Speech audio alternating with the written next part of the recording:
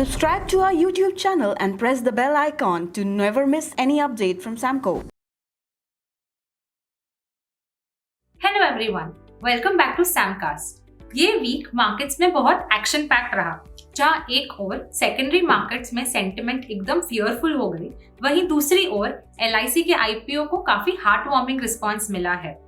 तो जब इस वीक निफ्टी 50 में इतना स्टीप फॉल आया है, हम जानते हैं कि हमारे व्यूअर्स को काफी क्वेश्चंस होंगे कि अब निफ्टी क्या डायरेक्शन ले सकती है या और कितना फॉल नीचे एक्सपेक्टेड है। तो without any further ado, let's move on to market outlook for the week. तो इस वीक निफ्टी ने डिसाइसिवली अपने crucial support zone that is 6800 levels को ब्रेक कर दिया है और अब एक बेरिश जोन में है। This was primarily because RBI ने इस वीक एक सरप्राइज इंटरेस्ट रेट हाइक किया जो मार्केट्स बिल्कुल भी एक्सपेक्ट नहीं कर रहे थे।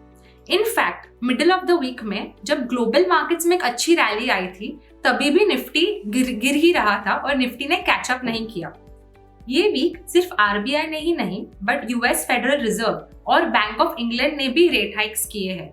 US फेड ने 50 बेसिस पॉइंट से इंटरेस्ट रेट को हाइक कर दिया, पर ऐसे कंसर्न्स है कि ये इंटरेस्ट रेट हाइक इनफ नहीं है इन्फ्लेशनरी प्रेशर्स को टेम करने के लिए और US फेड को और भी अग्रेसिव होना पड़ेगा।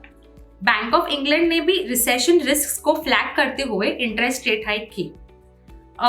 हमारा जो हिस्टोरिकल डेटा है वो ये सजेस्ट करता है कि US में जब भी इतना हाई इन्फ्लेशन रहा है, तब more likely than not it has ended up with a recession. तो इसी वजह से ग्लोबल मार्केट्स में काफी पेसिमिज्म है। डाउ जोन्स और S&P 500 ने तो अपना वर्स्ट अप्रैल परफॉर्मेंस सिंस 1970 दिया है और दूसरी ओर नैस्डैक ने तो अक्टूबर 2008 के सबप्राइम क्राइसिस के बाद वर्स्ट मंथली डिक्लाइन दिया है। तो अगर US और यूरोप में एक्चुअली रिसेशन आता है तो भले ही इंडिया वेल प्लेस्ड है, इंडिया रिलेटिवली रेजिलिएंट है क्योंकि हमारी डोमेस्टिक इकोनॉमी काफी स्ट्रांग है, पर फिर भी इंडिया कंप्लीटली इम्यून नहीं है और इसीलिए हमें ऐसा लगता है कि इंडिया में भी थोड़ा शॉर्ट टर्म वीकनेस हो सकता है। इनफैक्ट लास्ट एक साल से तो इंडिया ने सभी मार्केट्स जैसे UK, US, चाइना इन सबको आउट परफॉर्म किया है, पर अभी हमें ऐसा लगता है कि इंडिया अंडर परफॉर्म कर सकता है। और वापस इंडिया की बात करें तो क्योंकि अभी रेट हाइक साइकिल चालू हो गई है, तो लास्ट 15 इयर्स का डेटा यही सजेस्ट करता है कि 22 days after the first rate hike जब भी RBI ने की है, उसके बाद मार्केट्स मोर और लेस नेगेटिव रिटर्न्स दिए हैं या फिर फ्लैट ही रहे हैं। तो ये तो सब फंडामेंटल बातें हो गई। टेक्निकली भी एज आई सेड निफ्टी ने इस वीक एक की सपोर्ट जोन को ब्रेक कर दिया है और एक लॉन्ग बेरिश कैंडल फॉर्म हुई है ये हफ्ते। अभी Nifty 50 around its immediate support of 16,400 trade कर रहा है। अगर निफ्टी ने ये सपोर्ट ब्रेक कर दिया और 16,000 लेवल का भी सपोर्ट ब्रेक कर दिया तो 15,600 को भी टच कर सकता है जो प्रीवियस लो था, और अगर 15,600 भी ब्रेक हो गया तो 15,000 तक निफ्टी जा सकता है। अगर हम ओवरऑल अक्टूबर से निफ्टी की ट्रेडिंग पैटर्न देखें तो निफ्टी एक रेंज बाउंड मतलब 16,400 से लेके 18,400 के रेंज में ही ट्रेड कर रहा है। तो ये भी चांसेस है कि क्योंकि अब हम अराउंड 16,400 लेवल्स ट्रेड कर रहे हैं तो यहाँ से एक हम अच्छा रिवर्सल भी देखें। पर जैसे मैंने बात की फंडामेंटल फैक्टर्स के बारे में और कंसिडरिंग कि ओवरऑल अभी ग्लोबली भी सेंटिमेंट काफी फियरफुल है, हमें ऐसा लगता है कि ट्रेडर्स को न्यूट्रल से लेके माइल्ड नेगेटिव बायस के साथ ही अपने आप को पोजीशन करना चाहिए। और क्योंकि इस वीक ऑलरेडी स्टीप फॉल आ गया है, ये लेवल्स पे फ्रेश शॉर्ट्स नहीं इनिशिएट करने चाहिए। इनफैक्ट उन्हें सेल ऑन राइज अपॉर्चुनिटीज को ढूंढते हुए अपने आप को पोजीशन करना चाहिए।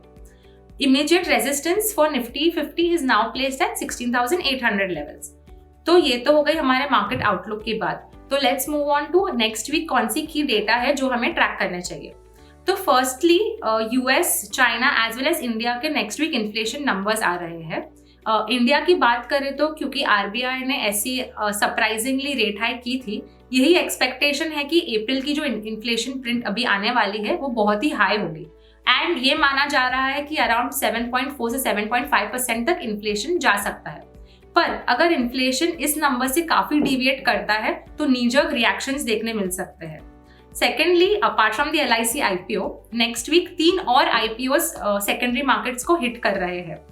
तो हम हमारे app that is Stocknote app पे हर एक IPO का डिटेल्ड रिसर्च एनालिसिस पोस्ट करते हैं और हमारा रिकमेंडेशन भी पोस्ट करते हैं। तो अगर आपने अब तक स्टॉकनोट ऐप को डाउनलोड नहीं किया तो आप जरूर उसे डाउनलोड करें। उसे डाउनलोड करने की लिंक नीचे डिस्क्रिप्शन बॉक्स में दी गई है। Now lastly let's move on to the stock recommendation. तो क्योंकि अभी इंटरेस्ट रेट हाइक्स की बात चली रही है, तो ये जो इंटरेस्ट रेट हाइक हो रही है इसके सबसे बिगेस्ट और प्राइम बेनिफिशियरीज बैंक्स ही रहने वाले हैं। ऐसा क्यों? दिस इज बिकॉज जो बैंक्स लेंड करती है तो उनका मेजर प्रपोर्शन ऑफ जो लोन बुक है that is floating rate linked. इसका मतलब ये होता है कि समझो बैंक ने आपको एक होम लोन दिया है और वो home loan floating rate home loan है, तो अपने आप ही जब RBI रेपो रेट हाइक करती है तो इन लोन्स का भी इंटरेस्ट रेट हाइक हो जाता है। तो बेसिकली अभी जो बैंक्स कलेक्ट करने वाली है इंटरेस्ट अपने कस्टमर्स से, वो एक हायर रेट पे कलेक्ट करेंगी। दूसरी ओर जो बैंक्स अपने डिपॉजिटर्स को इंटरेस्ट पे करती है, जैसे सेविंग्स डिपॉजिट पे, बैंक डिपॉजिट्स पे, फिक्स डिपॉजिट पे, तो वो हाइक करने के लिए बैंक्स के पास फ्लेक्सिबिलिटी होता है। तो जनरली बैंक लैग्ड फॉर्म में ये डिपॉजिट के इंटरेस्ट रेट्स को हाइक करेंगी। तो इसका मतलब ये हुआ कि जो इंटरेस्ट बैंक को मिलने वाला है लोन्स पे वो ज्यादा मिलेगा, वेराज जो इंटरेस्ट बैंक्स पे करेंगे अपने डिपॉजिट्स पे वो कम पे करेंगे। इसकी वजह से इमीडिएटली ही बैंक्स के मार्जिन्स पे पॉजिटिव इम्पैक्ट आ जाएगा। तो इसीलिए हमें ऐसा लगता है कि अभी आपको अपने पोर्टफोलियो में बैंक्स को ओवरवेट रखना चाहिए और जो बेस्ट इन क्लास बैंक्स है जैसे कोटक बैंक, ICICI बैंक और HDFC बैंक, इनमें आप SIP फॉर्मेट में इन्वेस्ट करते रहे। तो that's it for today. I hope कि आपको आज का वीडियो इन्फॉर्मेटिव लगा होगा।